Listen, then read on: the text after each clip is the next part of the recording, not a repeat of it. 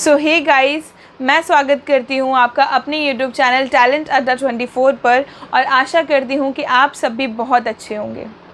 तो आज हम सुनेंगे एक बहुत ही प्यारी सी और छोटी सी स्टोरी, और इस स्टोरी का टाइटल आप लोग इस स्टोरी के ख़त्म होने के बाद अपने आप जान जाएंगे। तो स्टार्ट करते हैं अपनी स्टोरी के साथ। तो एक राजा जो अपने महल में कुछ ब्राह्मणों को भोजन करा रहे थे, इसी दौरान उनके महल के ऊपर से एक चील गुजरी। उस चील के मुख में एक सांप दबा हुआ था। वो सांप अपनी आत्मरक्षा करने के लिए तड़प रहा था, और उसी दौरान उसके मुख से कुछ जहर की बूंदें गिर के नीचे बन रहे उस महल के रसोई में खाने में जाके गिर पड़ी। ना ही उस रसोइये को पता था कि उस भोजन में जहर की बूंदें मिल गई हैं, ना ही राजा को इस बारे में पता था, और ना ही उन ब्राह्मणों को।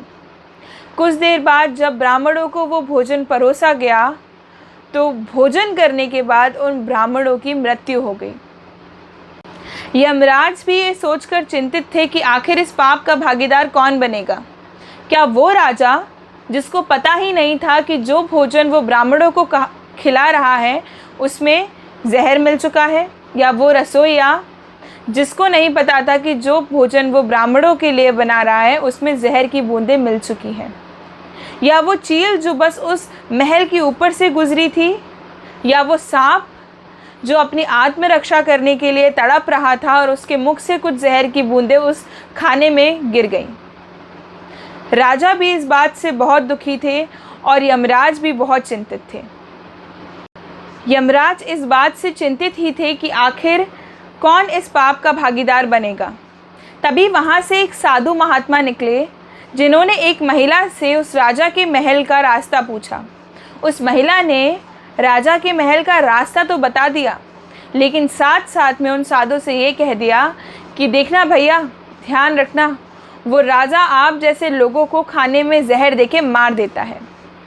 और बस उसी समय यमराज को पता चल गया कि इन ब्राह्मणों की मृत्यु का भागीदार कौन बनेगा, इस पाप का भागीदार कौन बनेगा। इस पाप का भागीदार बनेगी वो महिला। और यमराज ने ये फैसला किया कि इस पाप कर्म की असली भागीदार ये महिला बनेगी।